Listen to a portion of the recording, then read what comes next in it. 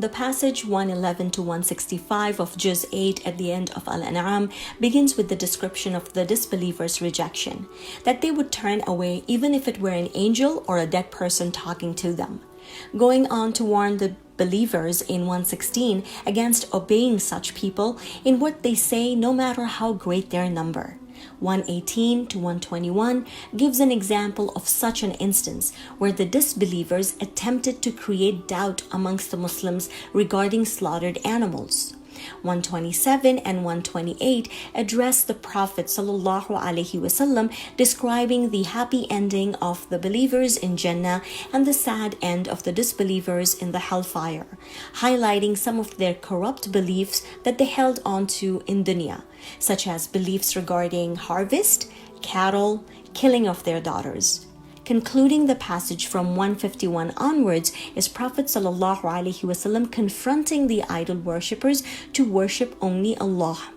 be good to parents, not to kill their children, stay away from immorality, warning against unjust killing and exploitation of the orphan's wealth, be just in transactions, speak only with justice, fulfill the covenant of Allah subhanahu wa ta'ala, taking us to the last 4 verses of An'am that are a beautiful expression of submission,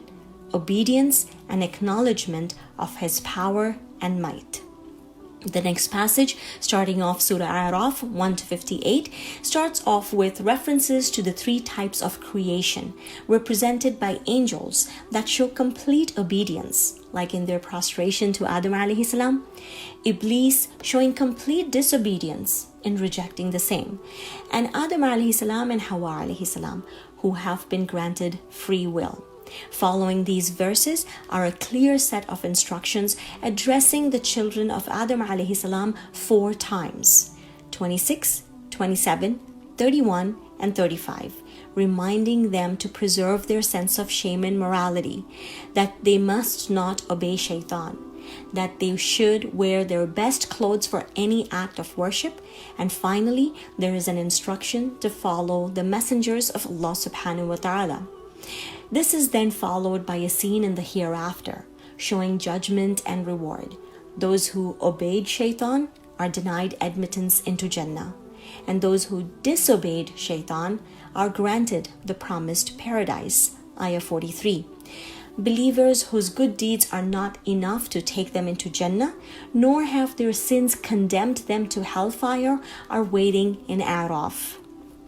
The final passage of this juz, 59 to 87, mentions briefly the stories of different messengers, starting with Nuh alayhi salam, Hud alayhi salam, Salih alayhi salam, Lut alayhi salam, and Shu'aib alayhi salam, in order to comfort the Prophet sallallahu alayhi wasallam that this is not the first time a community is rejecting the message, highlighting how these prophets delivered the message and how their people received it, and what their response was to the rejection of their community. Finally, how these disbelieving communities met their sad end. The essence in these ayahs: every community will be made up of good and bad, but at the end, Allah's truth will prevail. من أجبت دعاء نوح فانتصر وحملته في فلكك المشحون يا من أحال النار حول خليله